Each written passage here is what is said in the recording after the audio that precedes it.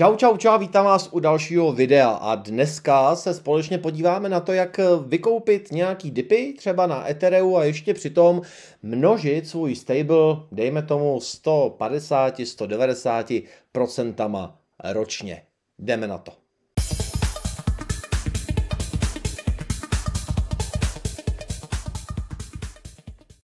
Určitě se všichni z vás teď radujou, že je všechno tak hezky vysoký, zelený, krásný. Někdo si myslí, že je to jenom fake.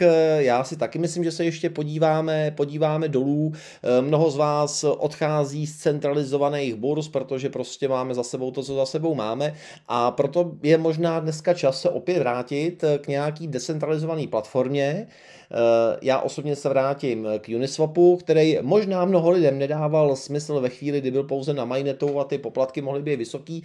Nicméně dneska, když máme Uniswap na Polygonu, když ho máme na všech rollupech, jako je Arbitrum, jako je Optimism, a máme nějaký volný stable, tak možná právě Uniswap může být něco, kam ty stable své můžete dát, nebudou vám zahálet a vlastně si budete vykupovat ten pád, pokud přijde. No a pokud nepřijde, tak prostě máte stable a utratíte ho třeba za dovolenou nebo za něco jiného. První stránka, na kterou si s vámi dneska podívat, je uniswap.fish. Co to je? Je to stránka, na který si můžete propočítat, jaký APR budete brát z těch jednotlivých swapů, protože jak dneska funguje Uniswap. Vy tam poskytujete likviditu v nějakým předem určeným range a když to v tom range je, tak vy vlastně berete poplatky za swap. Čím ten range máte uší, tak tím samozřejmě riskujete to, že z toho range ujedete na jednu nebo na druhou stranu. Nicméně čím uší je, tak tím samozřejmě vevnitř generujete větší zisk, pokud se ta cena v tomhletom range pohybuje. A právě k tomu, jak si to dobře nastavit, vypočítat, udělat, tak funguje uniswap.fish. Máte dvě varianty, nebo máte několik variant, jak můžete do Uniswapu vkládat likviditu.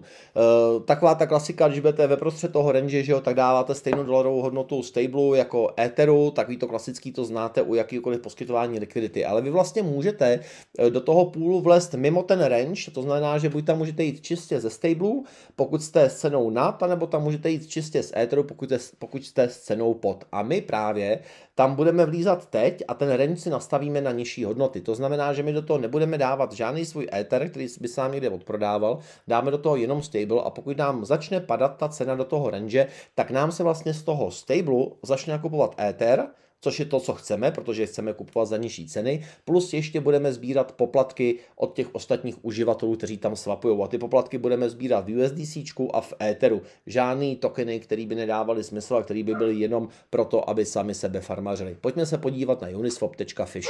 OK, uniswap.fish, vidíte Uniswap kalkulátor, tady si vyberete síť, na který to chcete zkoušet. Já mám nějakýho trošku stable na Polygonu, takže to se budeme dělat na Uniswapu na Polygonu. Takže tady dáme Polygon a vybereme si pár USDC Ether, protože USDC jsou to, co mám a Ether chci při tom pádu kupovat. Tady vidíte ten tier, v kterém za poplatky zasa vidíte, že 89 uživatelů je v tom žádná celá 0,5, něco málo je v žádná celá 3, necháme si žádná celá 0,5% ze swapu a dáme kalkulovat. Bude to chviličku malinkou chroupat. Tak, už to dochroupalo. Co vidíme? Vidíme tady aktuální cenu $1574. Tady máme depozit, který tam chceme dát. Tak já mám nějakých zhruba, dejme tomu $440, se mi na tom Polygonu válí. A teď si jdeme vybrat ten range, v kterém chceme. To znamená, že já bych chtěl tam mít jenom, tady víte, že to máte rozhozen, kdybyste tam šli v tomto range, tak vlastně budete dávat $420 a něco málo v Etheru.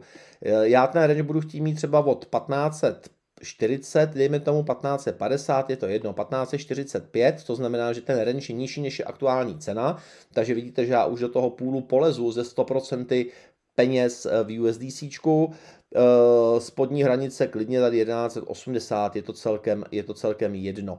A tady si můžeme krásně namodelovat tím posledním šoupátkem, to je vlastně ta aktuální cena.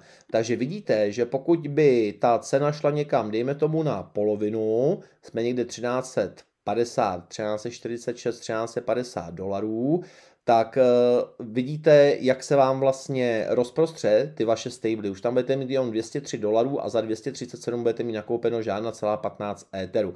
A v tuhletu chvíli se bude pohybovat ta cena v této range, tak vám to tady nahoře počítá i vlastně procenta na těch vyvařených fíčkách. Takže vidíte, že pokud se ta cena bude pohybovat někde kolem těch 1350 dolců, tak vy ještě vlastně berete 136% ročně, zhruba 11% měsíčně na těch poplatkách, který vlastně dostanete jak v USDC, tak v Etheru. Pokud bychom se dostali a ta cena by padla ještě po těch 1180, už je potom jedno kam, tak vlastně vidíte, že vy už v tom půlu budete vylízat pouze z žádná celá 279 Etheru.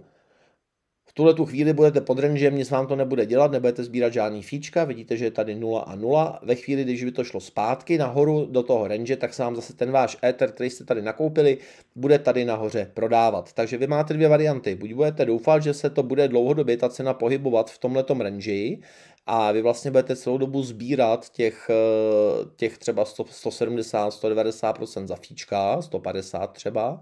A nebo když to vyleze tady pod rangem, tak si řeknete, hele super, nakoupil jsem krásně Ether s nějakou slevou, zprůměrovanou, vlastně jako DCAčkovou a půjdete ven a máte levně nakoupený Ether. A nebo to zase necháte prostě tady nahoru a vlastně z toho ještě vydindáte nějaký dolary a pak tady zase vylezete nahoře o trošku líp. Tak to byla teorie, jdem se podívat na praxi. Přepnu se na Uniswap, jsem na Polygonu, tady si dám půl, novou pozici a chci teda USDCčko, Ether. Tak, mám vybraný ten tier a tady teď si nastavíme cenu. Když se pojďme podívat, kdybychom to tady dali na 1300, ten režim byl 13 až třeba 1545, tak vidíte, že už máme daleko hezčí ty fíčka, je to 256, 257% ročně, což je pěkný, takže tak to necháme. Takže já dám spodní hranici, dám 1300, tady dám 1550 a potvrdím. Dávám tam $419, žádný stable.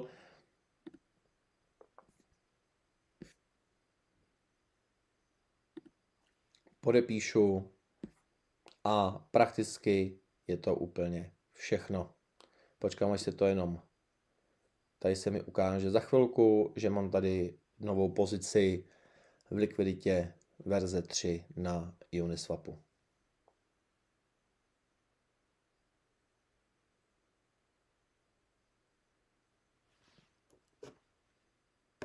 Tak a je to tam. Vidíte, že jsem mimo range.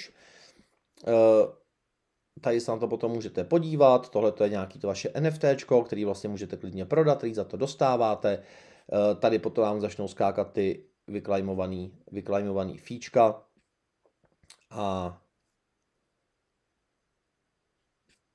to je vlastně úplně všechno, tady se na to můžete podívat, že jo, v dolarech si to líp čte, takže minimální cena 1299,90, maximální 1550 a teď aktuální 1572. No a ve chvíli, kdy se mi bude cena Etheru vůči USDC pohybovat v tom range mezi 1300 a 1550, tak já vlastně z toho budu brát zhruba 250% ročně na fíčkách v Etheru a v USDC a dole se rozmyslím, jestli z toho vylezu s Etherem, nebo jestli počkám na nějaký ten návrat, tam už to potom záleží, jak chcete. Výhoda Uniswapové trojky na těch levných sítích, jako je Polygon, Optimism, Arbitrum, je ta, že ty poplatky tam jsou doopravdy extrémně nízký, takže se vám vyplatí jakkoliv ten range posouvat, zavírat prostě tu likviditu, dávat ji tam znova, zatímco pokud byste to dělali samozřejmě na L1, na mainnetu Etherea, tak ty poplatky budou natolik drahý, že se vám to nevyplatí.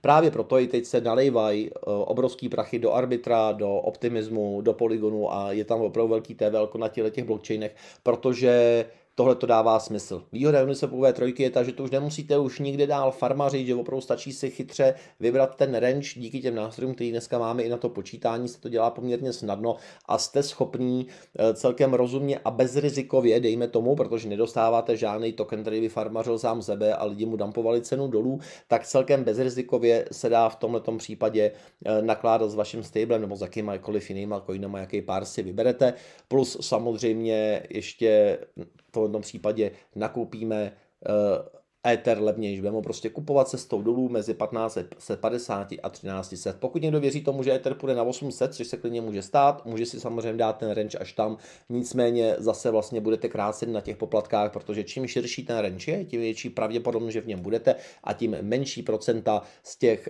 poplatků ostatních uživatelů, kteří tam swapují v tomhletom páru, budete brát. Tak jo, tak já tam mám 4 kila, uvidíme, jak to dopadne, jestli mají ležet na peněžence nebo mají být tady, tak mám pocit, že tohle je trošku lepší varianta. Myslím si, že je dobrý se občas na Uniswap podívat, protože už tady s náma tak dlouho, že mrak lidí na něj zapomněl, že tady tahle možnost je a jestli přijde nějaký výplach, který si myslím, že přijde, tak budu rád, budu brát Ethery a ještě k tomuto budu množit těma swapovacíma fíčkama. Přátelé, to je ode mě všechno, brzo se opět uvidíme, mějte se krásně, buďte na sebe hodný, čau.